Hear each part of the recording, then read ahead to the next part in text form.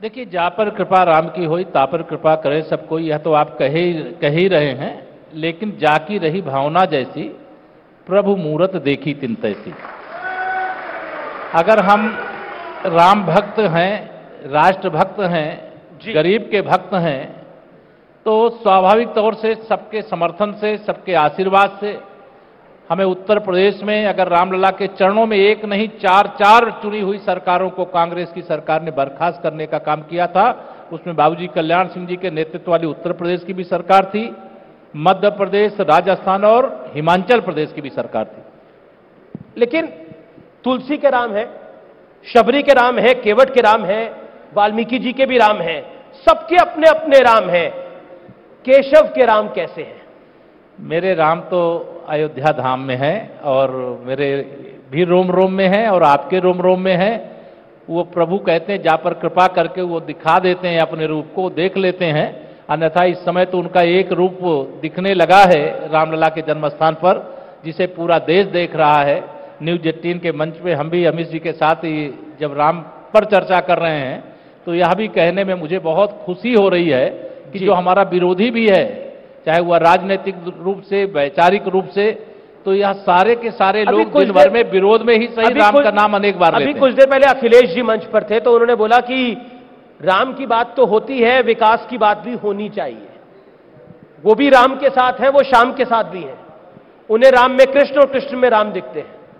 देखिए, उनको विकास की बात गुंडागर्दी करने वाले, माफियाओं का संरक्षण करने वाले, राम भक्तों के खून से जिनके हाथ रंगे हुए हैं, वह राम और श्याम की बात करके जो गुमराह करने का प्रयास करते हैं, उससे उन्हें कुछ हासिल होने वाला नहीं है।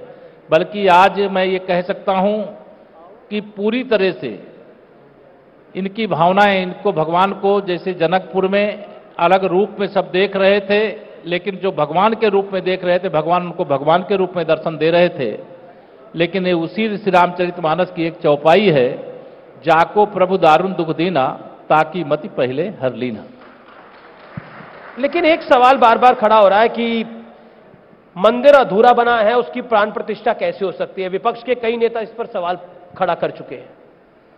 मुझे लगता है नेताओं को सवाल खड़ा करने का कोई अधिकार नहीं है, और वही नेता इस पर सवाल खड़ा कर रहे हैं जो श्री राम जन्मभूमि मंदिर निर्माण के विरोधी थे, जो कारसेवकों पर गोली चलाने को जायज ठहराते हैं, जो भगवान श्री राम को काल्पनिक बता करके शपथ पत्र देश की सर्वोच्च अदालत में दे करके आते हैं, वही इस प्रकार की बातें करते हैं। अगर रामलला ठाठ से अपने भव्य मंदिर के अंदर पहुंच रहे हैं जी, तो उनके पेट में दर्द क्यों हो रहा है?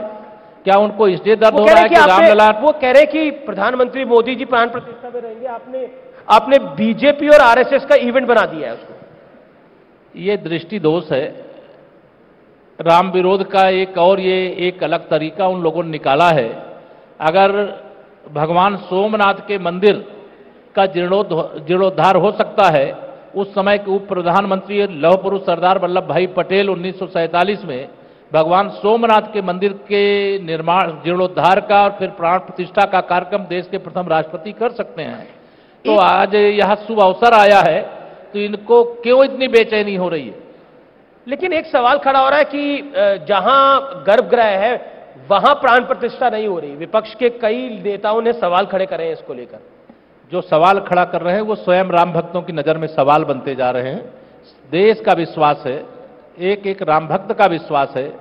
अयोध्या में जहां रामलला का जन्मस्थान है, जहां पर रामलला विराजमान होने जा रहे हैं, वही मान्यता के अनुसार, और जो मान्यता है, चाहे वो श्री रामचरितमानस के अनुसार, चाहे वाल्मीकि रामायण के अनुसार, चाहे जो अयोध्या धाम है उसके अनुसार, उसी मान्यता के अनुसार रामलला उस स्थान पर विराजमान हो रहे हैं। और उसमें तमाम हमारे पूज्य साधु संत, पूरा बहुत सारे आचार्य महामंडलेश्वरगण, धर्माचार्यगण, बहुत सब विचार विमर्श करने के बाद पूरे वास्तुशास्त्र के हिसाब से जहां पर रामलला विराजमान थे वहीं पर रामलला विराजमान हो रहे हैं। मैं तो कारसेवक के रूप में 6 दिसंबर को भी था, ढांचा ढह गया था।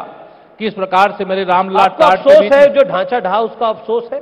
कहे का अफसोस होगा, गर्व है हमको।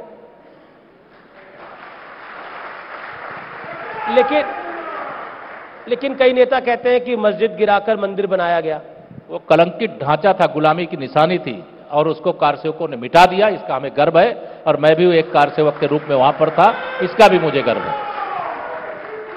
लेकिन क्या आपको लगता है विपक्ष के नेताओं का इस पूरे कार्यक्रम का बॉयकॉट करना? अखिलेश जी के पास निमंत्रण आया, लेकिन उन्होंने बोला मैं जाऊंगा, लेकिन बाद में जाऊंगा, अभी नहीं जाऊंगा। देखिए, माननीय प्रधानमंत्री नरेंद्र मोदी जी के लोकप्रियता से घबरा करके ये मोदी विरोध करते करते भगवान श्री राम के विरोध पर उतर आए।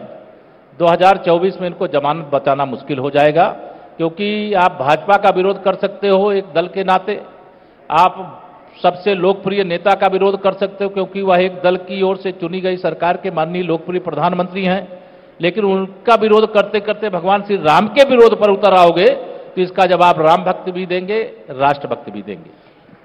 आपको लगता है 2024 के चुनाव में राम एक मुद्दा रहेगा? हमारे लिए भगवान श्री राम आस्था के, श्रद्धा के, विश्वास के केंद्र हैं। रामलला के मंदिर निर्माण का संकल्प हमारा 22 जनवरी 2024 का नहीं है। यह हमारा संकल्प हिमाचल प्रदेश में भारतीय जनता पार्टी की राष्ट्रीय कार्य समिति में डंके की चोट से कहा गया था, जहां राम ने जन्म लिया है मंदिर वहीं बनाएंगे, और जो भी करना होगा वह करके दिखाएंगे। और जो हम लोग उस समय नारा लगाते थे, सुगंध राम की खाएं, मंदिर भव्य बनाएंगे, तो यही विरोधी लोग कहते हैं, लेकिन ये तारीख नहीं बताएंगे। भाई, तो आपने सुना केशव प्रसाद मौर्य का, उन्होंने कहा कि आप भाजपा का, बीजेपी का विरोध कर सकते हैं।